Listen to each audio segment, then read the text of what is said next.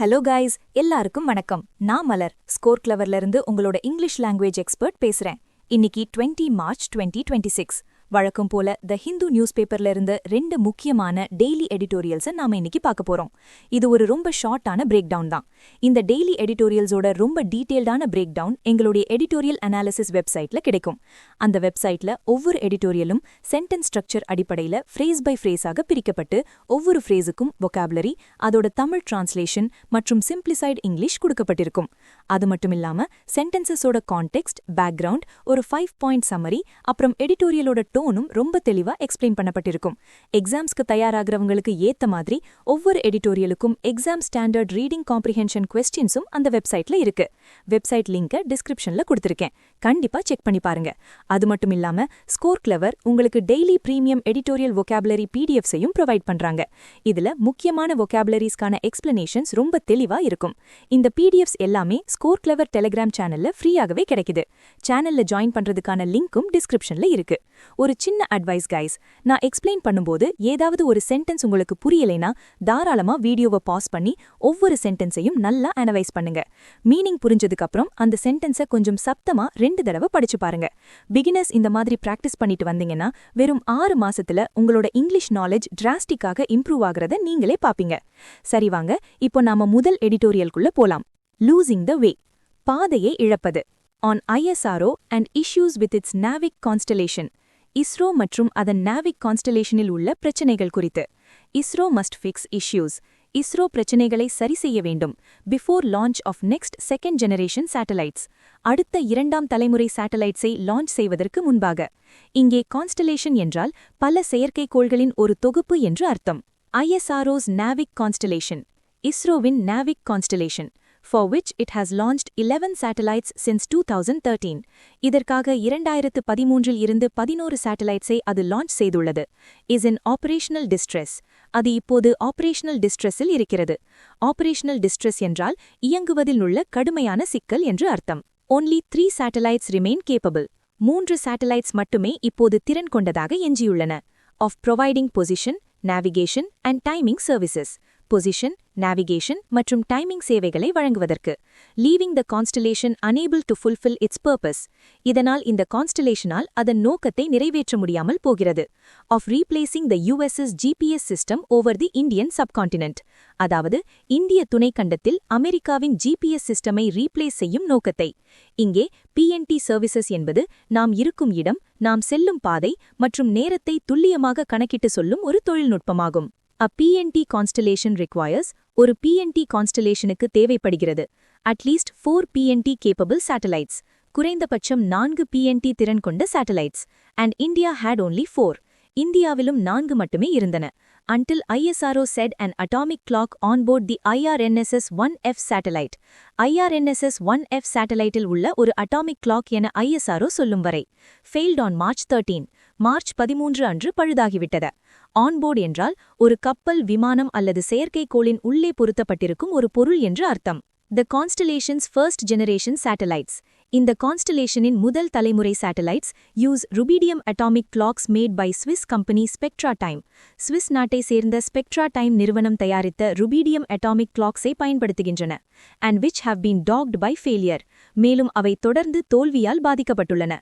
Talked by failure என்றால் ஒரு பிரச்சனை அல்லது தோல்வி தொடர்ந்து விடாமல் துரத்துவது என்று அர்த்தம். ISRO's latest attempt to launch a second generation satellite. ஒரு 2ஆம் தலைமுறை சேட்டலைட்டை லான்ச் செய்ய ISRO மேற்கொண்ட சமீபத்திய முயற்சி. NVS-02, அதாவது NVS-02 என்ற அந்த satellite was abortive after the machine was left in the wrong orbit. அந்த இயந்திரம் தவறான சுற்றுப்பாதையில் விடப்பட்டதால் அது தோல்வியில் முடிந்தது. abortive என்றால் பாதியிலேயே கைவிடப்பட்ட அல்லது தோல்வியில் முடிவடைந்த ஒரு செயல் என்று அர்த்தம். IRNSS-1F launched in March 2016. மார்ச் 2016இல் லான்ச் செய்யப்பட்ட IRNSS-1F completed its 10-year design life. அதன் 10 வருட வடிவமைப்பு ஆயுளை முடித்தது. Just 3 days before its clock failed. அதன் கடிகாரம் பழுதாவதற்கு வெறும் 3 நாட்களுக்கு முன்பு. மேலும் 8 satellites have either been decommissioned, ஒன்று பயன்பாட்டிலிருந்து நீக்கப்பட்டுள்ளன, have failed to reach orbit, அல்லது சுற்றுப்பாதையை அடைய தவறிவிட்டன, or have bad clocks, அல்லது பழுதான கடிகாரங்களை கொண்டுள்ளன. Decommissioned என்றால் ஒரு இயந்திரம் அல்லது அமைப்பை இனி பயன்படுத்த வேண்டாம் என்று அதிகாரப்பூர்வமாக நிறுத்தி வைப்பது என்று அர்த்தம். In 2018, ISRO transitioned to using indigenous rubidium atomic clocks. ISRO உள்நாட்டிலேயே தயாரிக்கப்பட்ட rubidium atomic clocks-ஐ பயன்படுத்த தொடங்கியது. Developed by the ISRO Space Application Center. அது ISRO Space Application Center-ஆல் உருவாக்கப்பட்டது.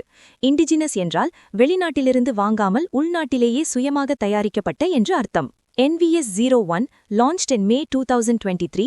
மே 2023 லான்ச் செய்யப்பட்ட NVS-01 was the first to carry the device. அந்த கருவியை சுமந்து சென்ற முதல் சேட்டலைட் ஆகும். All second generation NVS series satellites will too. அனைத்து இரண்டாம் தலைமுறை NVS series satellites-உம் இதை சுமந்து செல்லும்.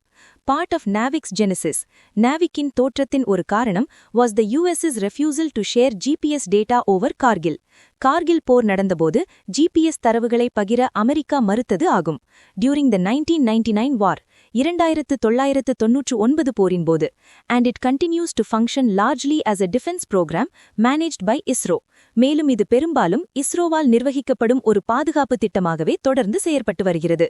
ஜெனசிஸ் என்றால் ஒரு விஷயத்தின் ஆரம்பம் அல்லது தோற்றம் என்று அர்த்தம். However, இருப்பினும், while the space sector reforms in 2020, 2020 கொண்டுவரப்பட்ட விண்வெளித்துறை சீர்திருத்தங்கள் vouchsafed ISRO for R&D and New Space India for commercialization, ஆராய்ச்சி மற்றும் மேம்பாட்டிற்கு ISRO-வையும் வணிகமயமாக்கலுக்கு நியூ ஸ்பேஸ் இந்தியாவையும் உறுதி செய்த போதிலும், the absence of a national space law, ஒரு தேசிய விண்வெளி சட்டம் இல்லாத காரணத்தால், leaves ISRO acting as both designer and operator of NAVIC.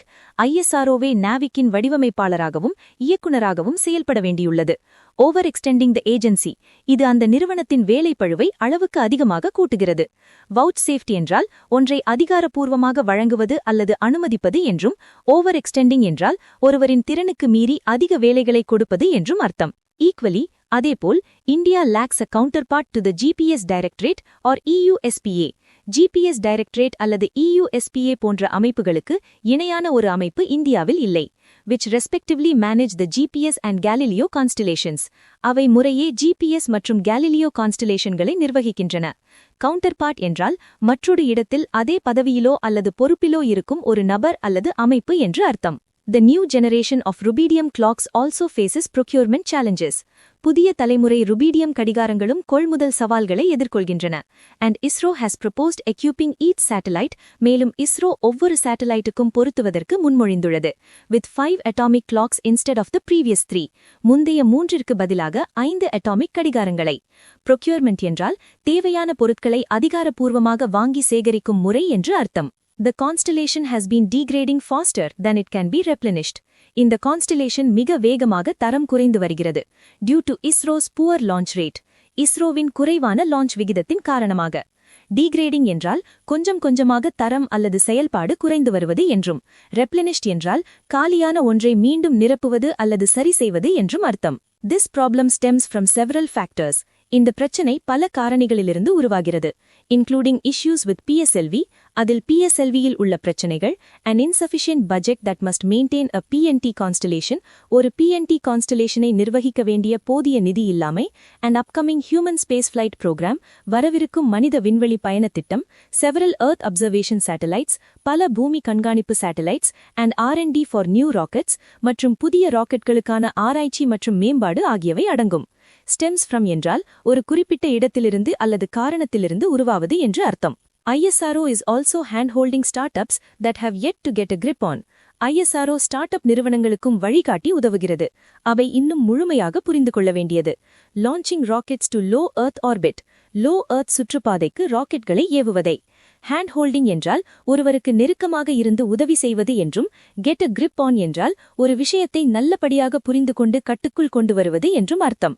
Meanwhile, இதனிடையில் the union government has encouraged electronics manufacturers மத்திய அரசு எலக்ட்ரானிக்ஸ் உற்பத்தியாளர்களை ஊக்குவித்துள்ளது to support the L1 band of the NVS series NVS சீரீஸின் L1 பேண்டை ஆதரித்துமாறு for better interoperability with GPS உடன் சிறந்த முறையில் இணைந்து செயல்படுவதற்காக while expecting its use by the armed forces அதே வேளையில் ஆயுதப்படைகளால் இது பயன்படுத்தப்படும் என்றும் எதிர்பார்க்கிறது இன்டர்ஆபரபிலிட்டி என்றால் வெவ்வேறு அமைப்புகள் அல்லது கருவிகள் ஒன்றோடொன்று எந்த தடையுமின்றி இணைந்து செயல்படும் திறனாகும் For all these reasons, இந்த அனைத்து காரணங்களுக்காகவும் ISRO's plan to launch 3 more second-generation satellites in 2026, 2026 மேலும் 3 இரண்டாம் தலைமுறை சேட்டலைட்களை லான்ச் செய்யும் ISROவின் திட்டம் does little to inspire confidence. பெரிய அளவில் நம்பிக்கையை ஏற்படுத்துவதாக இல்லை. இந்த முதல் எடிட்டோரியலோட தூண் என்னன்னு பாத்தீங்கன்னா இது ஒரு கிரிட்டிக்கல் மற்றும் அனலிட்டிக்கல் டோன்ல இருக்கு ஏன்னா ஆத்தர் ISROவோட திட்டங்கள்ல இருக்கிற தோல்விகள் தாமதங்கள் மற்றும் நிர்வாக சிக்கல்களை ரொம்ப கிரிட்டிக்கலா பாயிண்ட் அவுட் பண்றாரு அதே சமயம் ஏன் இந்த பிரச்சனைகள் வருது அப்படிங்கிற காரணங்களையும் ரொம்ப டீப்பா அனலைஸ் பண்ணி சொல்லியிருக்காரு கைஸ் முதல் எடிட்டோரியல் சூப்பரா முடிச்சிட்டோம் அடுத்த எடிட்டோரியல் போறதுக்கு முன்னாடி ஒரு ரொம்ப முக்கியமான விஷயம் உங்களோட English vocabulary idioms and phrases அப்புறம் phrasal verbs ஈஸியா மனப்பாடம் பண்ணிக்க ஒரு சூப்பர் வழி இருக்கு கூகுள் பிளே ஸ்டோர்ல இருக்கிற ஸ்கோர் கிளவர் ஆப்பை உடனே டவுன்லோட் பண்ணிக்கோங்க இந்த ஆப்ல ஒரு யூனிக்கான நியூ லேர்னிங் டெக்னிக் யூஸ் பண்ணியிருக்காங்க அதனால நீங்க ஒரு தடவை படிச்சா அதை எப்பவுமே மறக்க மாட்டீங்க சரி இப்போ நாம ரெண்டாவது எடிட்டோரியலை பார்க்கலாம் ஃபயர் அண்ட் ஃபியூரி நெருப்பும் சீற்றமும் On the ill-conceived war on Iran, Iran மீதான தவறாக திட்டமிடப்பட்ட போர் குறித்து டொனால்ட் ட்ரம்ப்ஸ் மிஸ்கால்குலேஷன் இன் ஈரான் ஈரானில் டொனால்ட் ட்ரம்ப் செய்த தவறான கணக்கீடு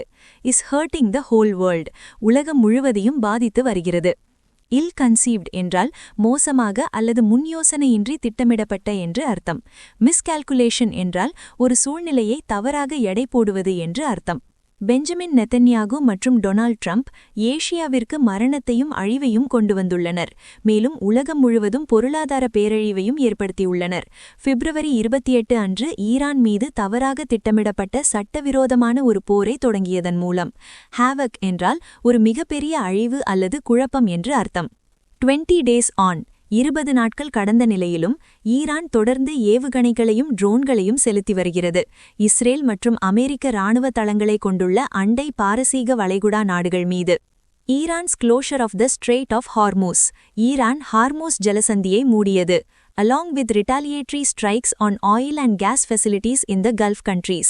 அத்துடன் வளைகுடா நாடுகளில் உள்ள எண்ணெய் மற்றும் எரிவாயு நிலையங்கள் மீதான பதிலடி தாக்குதல்களும் சேர்ந்து have driven up energy prices. எரிசக்தி விலைகளை உயர்த்திவிட்டன. threatening the global economy. இது உலகளாவிய பொருளாதாரத்தை அச்சுறுத்துகிறது. retaliatory strikes என்றால் ஒருவர் தாக்கியதற்கு பதிலாக நாமும் திருப்பி அடிக்கும் ஒரு செயல் என்று அர்த்தம்.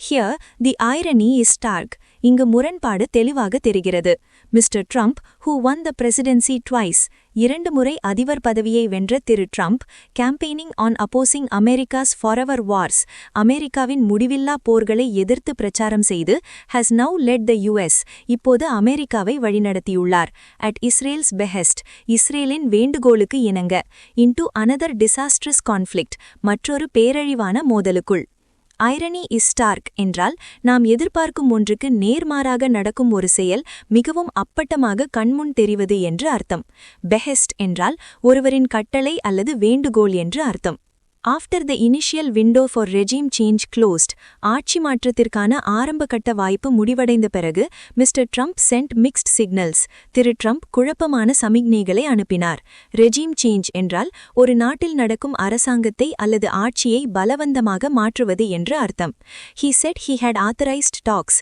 தான் பேச்சுவார்த்தைக்கு அனுமதி அளித்ததாக அவர் கூறினார் வென் ஈரான் ரெஃப்யூஸ்ட் ஈரான் அதனை மறுத்தபோது he ordered a strike on Kharg island அவர் கார்க் தீவு மீது தாக்குதல் நடத்த உத்தரவிட்டார் the country's main energy export terminal அது அந்த நாட்டின் முக்கிய எரிசக்தி ஏற்றுமதி முனையமாகும் Israel then escalated the conflict further அதன் பிறகு இஸ்ரேல் மோதலை மேலும் தீவிரப்படுத்தியது பை அசாசினேட்டிங் அலி லரிஜானி. அலி லரிஜானியை படுகொலை செய்ததன் மூலம். Iran security council. அவர் ஈரானின் பாதுகாப்பு கவுன்சில் செயலாளர் ஆவார். And key link between the revolutionary guards, மேலும் புரட்சிகர காவல் படையினருக்கும் இடையேயான ஒரு முக்கிய இணைப்பாக இருந்தவர். Who are leading the war effort. அவர்கள்தான் இந்த போர் முயற்சிகளை முன்னின்று வழிநடத்துகிறார்கள். அண்ட் த பொலிட்டிக்கல் எஸ்டாப்ளிஷ்மெண்ட் மற்றும் அரசியல் அமைப்புக்கும் as well as Iran's intelligence minister, அத்துடன் ஈரானின் உளவுத்துறை அமைச்சர் and the commander of the Basij paramilitary force மற்றும் பசீஜ் துணை இராணுவ படையின் தளபதி ஆகியோரையும் படுகொலை செய்ததன் மூலம். எஸ்கலேட்டட் என்றால் ஒரு பிரச்சனையை அல்லது மோதலை மேலும் அதிகமாக்குவது என்று அர்த்தம். அசாசினேட்டிங் என்றால் ஒரு முக்கிய அரசியல் தலைவரை திட்டமிட்டு படுகொலை செய்வது என்று அர்த்தம். ஆன் வென்ஸ்டே, புதன்கிழமை அன்று, Israel crossed another red line. Israel மற்றொரு எல்லையை மீறியது by attacking Iran's South Pars gas field. ஈரானின் சவுத் பார்ஸ் எரிவாயு வயலை தாக்கியதன் மூலம். Triggering Iranian strikes on energy sites. இது எரிசக்தி தளங்கள் மீது ஈரான் தாக்குதல் நடத்த தூண்டியது. In Qatar, UAE and Saudi Arabia. Qatar, UAE மற்றும் சவுதி அரேபியாவில் உள்ள. கிராஸ்ட் அனதர் ரெட் லைன் என்றால் பொறுத்துக்கொள்ள முடியாத ஒரு எல்லையை தாண்டுவது என்று அர்த்தம். Many had warned even before the war began that an all-out attack on Iran could trigger a regional crisis. போர் தொடங்குவதற்கு முன்பே பலர் எச்சரித்திருந்தனர், ஈரான் மீதான ஒரு முழுமையான தாக்குதல் ஒரு பிராந்திய நெருக்கடியை தூண்டும் என்று. ஆல்-அவுட் அட்டாக் என்றால் எந்த ஒரு கட்டுப்பாடும் இல்லாமல் முழு பலத்தையும் பயன்படுத்தி நடத்தும் ஒரு அதிரடி தாக்குதல் என்று அர்த்தம். Mr. Trump, who until recently sought the Nobel Peace Prize, சமீப காலம் வரை அமைதிக்கான நோபல் பரிசை நாடிய திரு ட்ரம்ப், went ahead regardless, எதையும் பொருட்படுத்தாமல் முன்னேறிச் சென்றார். With over a dozen American soldiers killed, ஒரு டசனுக்கும் மேலான அமெரிக்க வீரர்கள் கொல்லப்பட்ட நிலையிலும், more than 100 wounded, 100க்கும் மேற்பட்டோர் காயமடைந்த நிலையிலும், US bases under attack, அமெரிக்க இராணுவ தளங்கள் தாக்குதலுக்கு உள்ளாகியிருக்கும் நிலையிலும், and rising oil, gas and fertilizer prices, மற்றும் எண்ணெய், வாயு மற்றும் உரங்களின் விலைகள் அதிகரித்து வரும் நிலையிலும், he now faces growing political backlash at home. அவர் இப்போது தன் சொந்த நாட்டிலேயே வளர்ந்து வரும் அரசியல் எதிர்ப்பை எதிர்கொள்கிறார். பொலிட்டிக்கல் பேக்லாஷ் என்றால் ஒரு அரசியல் முடிவுக்காக மக்கள் அல்லது எதிர்த்தரப்பினர் காட்டும் கடுமையான எதிர்ப்பு என்று அர்த்தம். On March 17, மார்ச் 17 அன்று, Joe கென்ட் resigned as director of the National Counter-Terrorism Center. Joe கென்ட் தேசிய பயங்கரவாத தடுப்பு மையத்தின் இயக்குனர் பதவியை ராஜினாமா செய்தார். Claiming that the US entered the war, America போரில் நுழைந்ததாக கூறி, due to pressure from Israel and its powerful American lobby. Israel மற்றும் அதன் சக்தி வாய்ந்த அமெரிக்க லாபியின் அழுத்தம் காரணமாக. லாபி என்றால் அரசாங்கத்தின் முடிவுகளில் தங்களுக்கான சலுகைகளை பெற அரசியல்வாதிகளை வற்புறுத்தும் ஒரு குழு என்று அர்த்தம். It is now clear, இப்போது தெளிவாக தெரிகிறது, that Mr. Trump did not anticipate such a prolonged conflict. Thiru Trump இவ்வளவு நீண்ட காலம் நீடிக்கும் ஒரு மோதலை எதிர்பார்க்கவில்லை என்பது. Anticipate என்றால் எதிர்காலத்தில் நடக்கப் போவதை முன்கூட்டியே யூகிப்பது என்றும், prolonged என்றால் வழக்கத்தை விட மிகவும் நீண்டு கொண்டே போகும் ஒன்று என்றும் அர்த்தம். Even if Mr. Trump wants to declare victory and end the bombing, Thiru Trump வெற்றியை அறிவித்து குண்டுவீச்சை முடிவுக்கு கொண்டுவர விரும்பினாலும், he faces two hurdles. அவர் 2 தடைகளை எதிர்கொள்கிறார். Iran can continue attacking targets in the Gulf and Israel. Iran வளைகுடா நாடுகள் மற்றும் இஸ்ரேலில் உள்ள இலக்குகளை தொடர்ந்து தாக்கலாம். And the Strait of Hormuz remains shut. மேலும் ஹார்மோஸ் ஜலசந்தி தொடர்ந்து மூடப்பட்டிருக்கும். Hurdles என்றால் நாம் ஒரு செயலை செய்யும்போது வரும் தடைகள் அல்லது பிரச்சனைகள் என்று அர்த்தம். If Mr. Trump prefers further escalation, Thiru Trump மோதலை மேலும் தீவிரப்படுத்த விரும்பினால், he could end up sending ground troops to Iran. அவர் ஈரானுக்கு தரைப்படையை அனுப்ப வேண்டிய நிலை ஏற்படலாம். An extremely risky gamble. இது மிகவும் ஆபத்தான சூதாட்டமாகும். Or expanding the war to the region's energy infrastructure. அல்லது அந்த பிராந்தியத்தின் எரிசக்தி உள்கட்டமைப்புக்கு போரை விரிவுபடுத்தலாம். A move that could cripple the global economy. இது உலக பொருளாதாரத்தை முடக்கும் ஒரு நடவடிக்கையாகும். Gamble என்றால் என்ன நடக்கும் என்று தெரியாமல் ஒரு ஆபத்தான காரியத்தில் இறங்குவது என்று அர்த்தம். கிரிப்பிள் என்றால் ஒன்றின் செயல்பாட்டை முற்றிலுமாக சிதைத்து முடக்கி போடுவது என்று அர்த்தம். The only viable option is diplomacy. ராஜதந்திரம் அல்லது பேச்சுவார்த்தை மட்டுமே இப்போது இருக்கும் ஒரே சாத்தியமான தேர்வாகும். Viable option என்றால் அந்த சூழ்நிலைக்கு வேலைக்காகக்கூடிய அல்லது சாத்தியமான ஒரு தீர்வு என்று அர்த்தம். டிப்ளோமசி என்றால் நாடுகளுக்கு இடையே சண்டை வராமல் பேச்சுவார்த்தை மூலம் சுமூகமாக தீர்த்துக்கொள்ளும் முறை என்று அர்த்தம். Tehran should stop holding the global economy hostage. உலக பொருளாதாரத்தை பிணை கைதியாக வைத்திருப்பதை தெஹ்ரான் நிறுத்த வேண்டும். And reopen the Hormuz strait as part of a ceasefire. மற்றும் போர் நிறுத்தத்தின் ஒரு பகுதியாக ஹார்மோஸ் ஜலசந்தியை மீண்டும் திறக்க வேண்டும். ஹோல்டிங் ஹாஸ்டேஜ் என்றால் நம்முடைய காரியத்தை சாதித்துக் கொள்ள ஒன்றை அல்லது ஒருவரை நம்முடைய கட்டுப்பாட்டில் வைத்திருப்பது என்று அர்த்தம். சீஸ்ஃபயர் என்றால் இரண்டு நாடுகளுக்கு இடையே நடக்கும் போரை அதிகாரப்பூர்வமாக நிறுத்தி வைப்பது என்று அர்த்தம். A deal could still be possible. ஒரு ஒப்பந்தம் இன்னும் சாத்தியமாகலாம். If the US offers credible guarantees. America நம்பிக்கையான உத்தரவாதங்களை வழங்கினால். Against future American or Israeli aggression. எதிர்கால அமெரிக்கா அல்லது இஸ்ரேலிய ஆக்கிரமிப்புகளுக்கு எதிராக. கிரெடிபிள் கேரண்டீஸ் என்றால் உண்மையாகவே நம்பக்கூடிய உறுதியான வாக்குறுதிகள் என்று அர்த்தம். அக்ரெஷன் என்றால் எந்த ஒரு காரணமும் இல்லாமற் வலிய போய் தாக்குவது அல்லது அத்துமீறுவது என்று அர்த்தம். இந்த ரெண்டாவது எடிட்டோரியலோட டோன் என்னன்னு பாத்தீங்கன்னா, இது ஒரு கிரிட்டிக்கல் அண்ட் பெசிமிஸ்டிக் டோன்ல இருக்கு. ஏன்னா ஆத்தர் டொனால்ட் ட்ரம்போட தவறான முடிவுகளையும் அதனால வந்த விளைவுகளையும் ரொம்ப கிரிட்டிக்கலா விமர்சிக்கிறாரு. உலக பொருளாதாரம் பாதிக்கப்படுறது, உயிரிழப்புகள் இதையெல்லாம் பார்க்கும்போது எதிர்காலம் ரொம்ப மோசமா இருக்கும் அப்படிங்கிற ஒரு பெசிமிஸ்டிக்கான கவலையையும் ஆத்தர் இதுல வெளிப்படுத்தியிருக்காரு. கைஸ், இன்னைக்கு 2 எடிட்டோரியல்ஸையும் ரொம்ப டீட்டெயிலா பார்த்துட்டோம். இந்த வீடியோ முடிக்கிறதுக்கு முன்னாடி உங்களுக்காக ஒரு எக்ஸைட்டிங்கான அனௌன்ஸ்மெண்ட். டெலிகிராம்ல daily evening 7 PM editorial vocabulary league அப்படின்னு ஒரு குவிஸ் நடக்குது. இதை நீங்க IPL ஃபார் எடிட்டோரியல் வொகாபுலரி அப்படின்னே சொல்லலாம். ஏன்னா அன்னைக்கு நியூஸ் பேப்பர்ல வர்ற எடிட்டோரியல் வொகாபுலரிஸை வச்சு டெய்லி லைவாக குவிஸ் நடக்கும். இதுல மந்த்லி லீக்ஸ், ஸ்கோர்ஸ், அப்புறம் கலக்கலான ரிவார்ட்ஸ் எல்லாமே இருக்கு. இது உங்க வொகாபுலரியை இம்ப்ரூவ் பண்றதுக்கு ஒரு ஃபன் அண்ட் காம்படிட்டிவான வழியா இருக்கும். இந்த சேனல் வொகாபுலரி லீக்ல ஜாயின் பண்றதுக்கான லிங்க்கும் டிஸ்கிரிப்ஷன்ல இருக்கு. கண்டிப்பா மிஸ் பண்ணாம ஜாயின் பண்ணிக்கோங்க. நாளைக்கு இதே மாதிரி இன்னொரு எடிட்டோரியல் அனாலிசிஸ்ல உங்களை சந்திக்கிறேன். Until then, bye from Malar. Take care guys.